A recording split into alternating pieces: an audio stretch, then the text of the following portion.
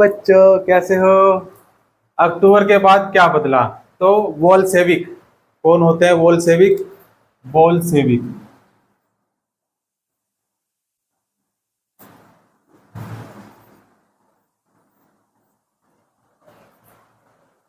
वोल्शेविक निजी संपत्ति की व्यवस्था के पूरी तरह खिलाफ थे। ज्यादातर उद्योग बैंक का नवंबर 1917 में उद्योगों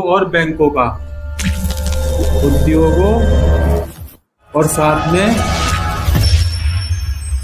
बैंकों का क्या हो गया था? राष्ट्रीयकरण किया जा चुका था। कब कब किया गया था? नवंबर 1917। भाई नवंबर 1917 में क्या किया गया? उद्योगों और बैंकों का राष्ट्रीयकरण किया जा चुका था। उनका स्वामित्व और प्रबंधन सरकार के नियंत्रण में आ चुका था। ठीक है, स्वामित्व क्या होता है और प्रबंधन क्या होता है? प्रबंधन क्या होगा भाई? जो भी अब जरूरतें होंगी उसकी प्रबंध करना होगा, उसके लिए वो कौन करेगा? सरकार करेगी। सरकार का नियंत्रण हो गया। ठीक है ना, स्वामित्व भी किसका हो गया? सरकार का हो गया। जमीन को सामाजिक संपत्ति घोषित कर दिया गया। जमीन को क्या कर दिया गया बच्चों?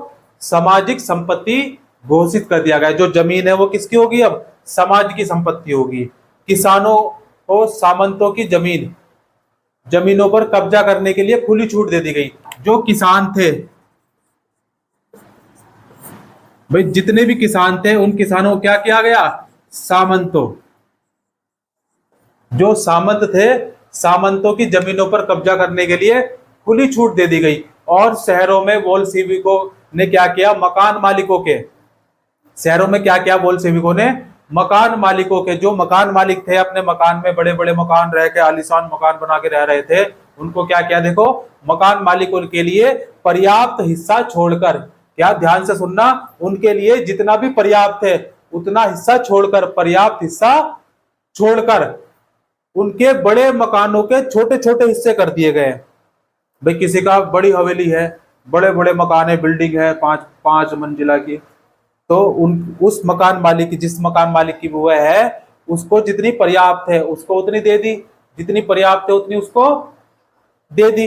बाकी जो बची, उन मकानों के जो भी मकान बचे, जमीन बची, उनके क्या किए?